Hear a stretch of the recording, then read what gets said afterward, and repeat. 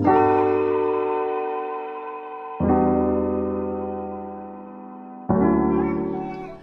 there, YouTube. It's your boy Josh Ox. It's your boy Tay. And this is another episode of Sports Talk with Tay and Josh. So, on this episode, NBA Talk, strictly NBA Talk, we're going to talk about everything leading up to the trade. Trade deadline. We can start out with the big one. You want to start with AD? We're crushing the trade. We can start off with that. Lead off.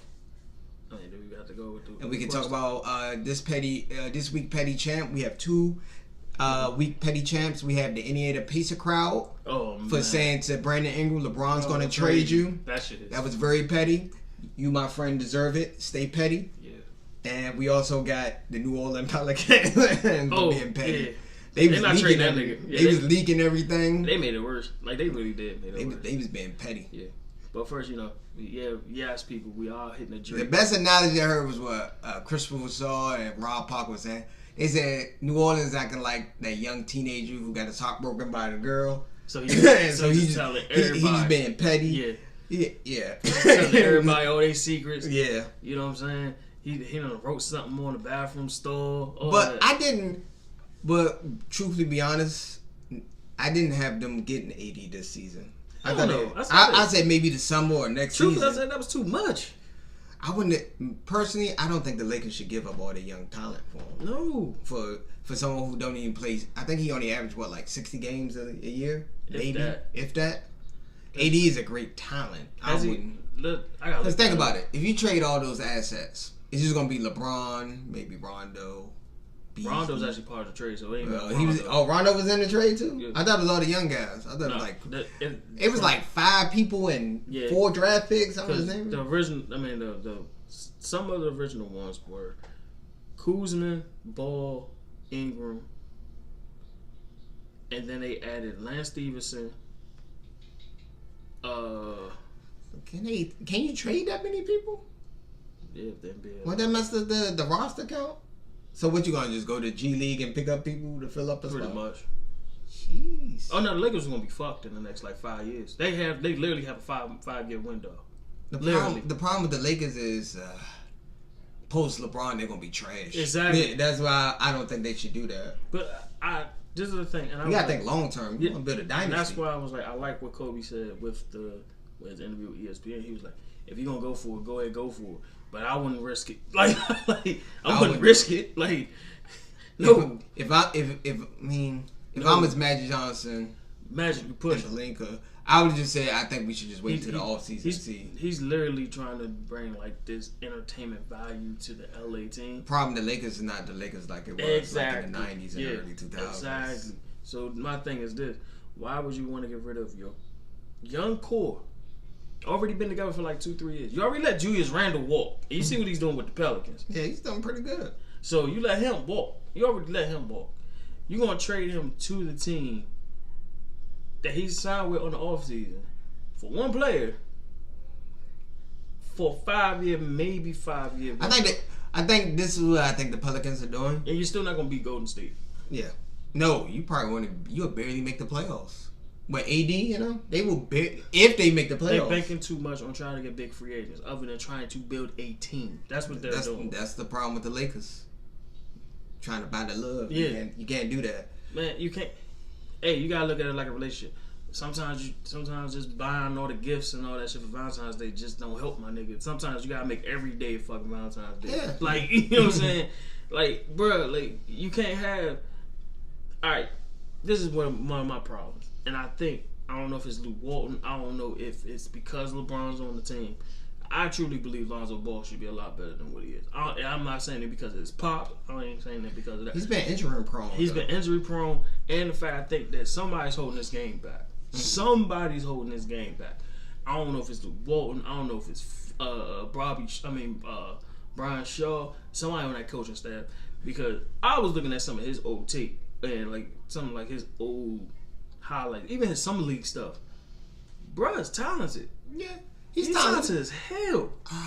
But he gotta have the ball. LeVar Ball said Luke don't know how to use him.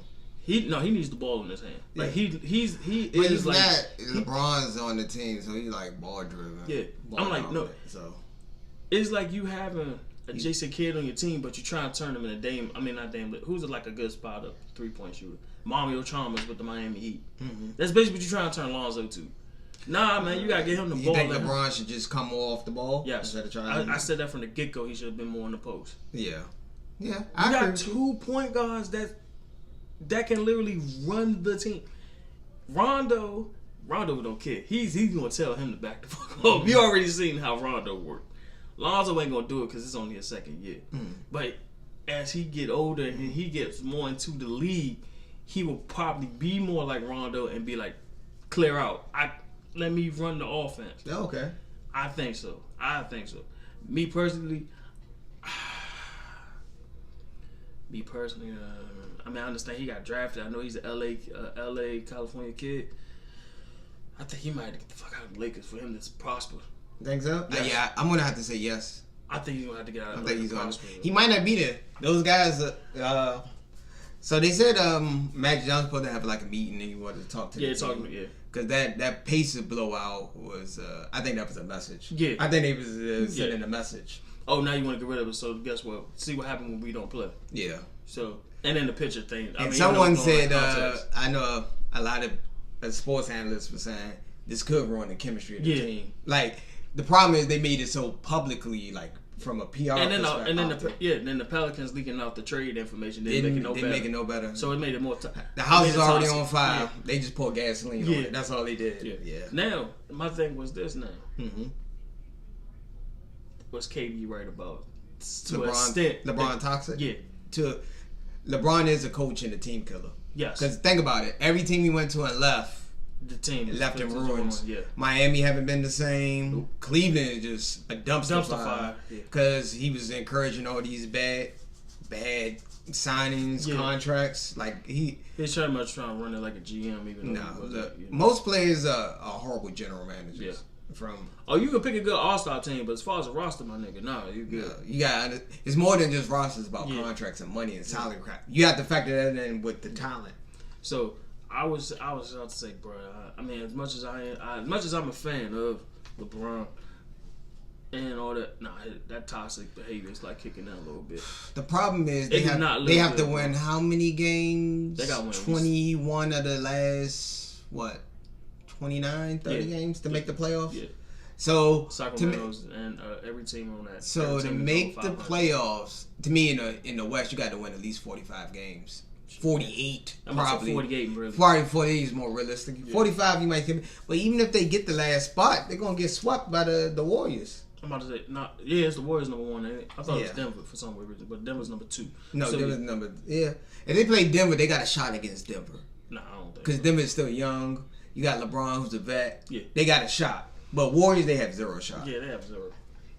So, me personally, I'm thinking that wasn't a good look. In general. Okay.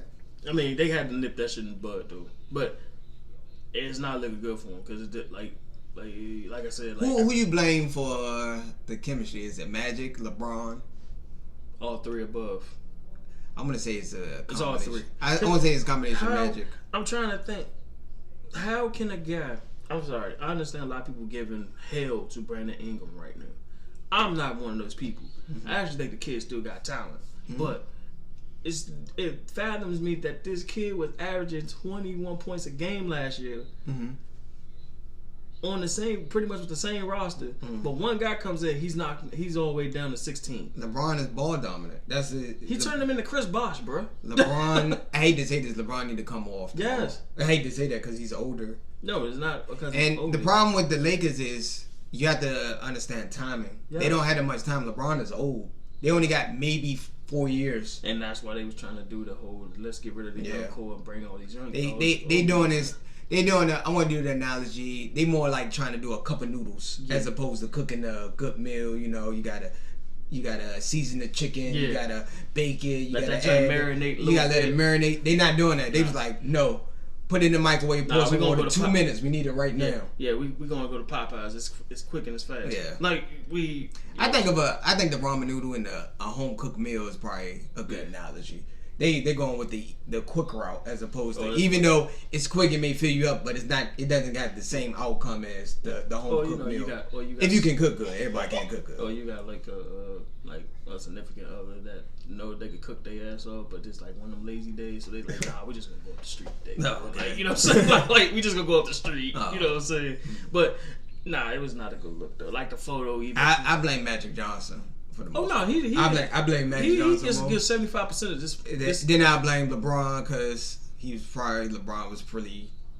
He's pretty adamant on everything. Yeah. With the Lakers right now. Yeah. Like it's not a good look, bro. Like especially when you try to get rid of you can't get rid of your core guys. They lost to the Pacers without Oladipo, bro. Exactly. They didn't lose. They got blown crushed out by 42 points, and that's LeBron's worst, I think, loss ever deficit. Yeah. So that was a message, though. No, that was a message. I already told everybody that was a message. The young players weren't happy with that, and I told everybody that might did more damage than good. Yeah. Only way that will work unless you finish the deal. If you didn't seal the deal, you have to deal with the outcome. Yeah. Now the two big risk, big reward. Yeah. Now the two, like I said, like you heard me say, then we can move on. The two players I think that will prosper, but outside of freaking LA, is Ingram and freaking Ball. I wouldn't get them. To be honest, I wouldn't give up Kuzma. I like to keep Kuzma is their third option. Like he literally would be their third option. Because if you get AD, you're not gonna have Kuzma. I'm like, bro, yeah. They banking too much on trying to bring somebody else in.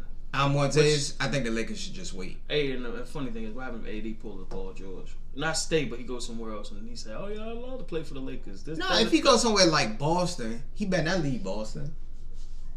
If you can, because Boston you can win the East. Even if you don't win the championship, you at least can be in the championship every year. For the rest for about 4 or 5 years. Why would you do that? I don't know what his pops. I don't know what his pops was like. Two people that I don't think should never leave. Kyrie and KD shouldn't leave their situation, in my opinion. Because Kyrie can potentially be part of a new dynasty in Boston. KD is already part of a dynasty. Why would you leave when you win it? And that'll be rivalry for the next few years. Yeah. So we're gonna move on from that. Yeah, let's go. We went a little bit over on that. Yeah. So let's talk about these trades. So let's start up. We're gonna start up with the most. I think the East. The East top 4 had the best trades ever. Mm-hmm. I'm going right off the bat with it. Okay. Marcus All going to the freaking Toronto Raptors. Nikola Mirotic. I don't know how to say his name. Yeah. I'm pretty sure we just Mikovic. I think it's Mikovic. Mm-hmm. Him going to the Bucks. Tobias Harris to the Sixers. Hey, bro, the Sixers looking nice, bro. And they got rid of Markelle Fultz. I ain't gonna lie to you. I think the Sixers got the best starting five in the NBA. So it looks like outside the Eastern Conference is back, bro. Yeah. I told everybody the Eastern Conference is not weak no more. I ain't gonna say the NBA. They got the best starting five probably in the East. Like everybody could average at least 20 on that team, bro. Like everybody. And that's with Jimmy Butler struggling. That's the crazy thing about it. How you feel about Markelle Fultz going to the Magic? You think this is a good, it should be a good start up? Yeah, it should be a good. Yeah, because people calling him the worst number 1 draft pick bust. No, come on, son. Don't play with me. Anthony Bennett and Kwame Brown, in my opinion, way worse. Most of them do. You can even go back to the 90s. Some of them dudes ain't panning out. Come on now, don't do that shit. Nah. Markelle Fultz not the worst. I seen way worse. Markelle Fultz nowhere near the worst. Fucked up his shot. Like, what do you expect? Like, I swear the Sixers are cursed. Yeah, hey, bro, they cursed. Fucked up the all their rookies get injured for some reason. I have no idea. He was balling in summer league. That's why I'm shocked. Yeah, he was balling before he got injured. Bro, he was averaging like 24 a game in the summer league, and he's like that was with his shot being good. Like I don't know what the fuck they did to his shot. So the Magics get Markelle Fultz. The Sixers get Jonathan Simmons and a 2019 first round pick. That's not bad, though. Protected and a 2019 second round pick. That's not bad, though. So it's probably condition based, based on where the Sixers go. But Simmons actually is good, though. He's actually a good lock. He's a good defender.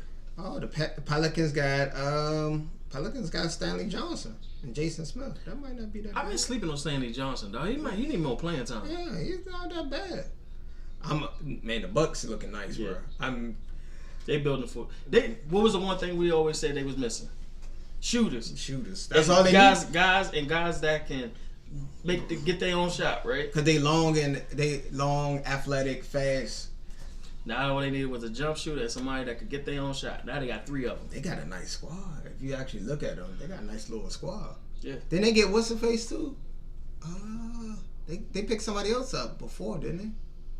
Oh nah, they got Middleton. They got Middleton, Bledsoe.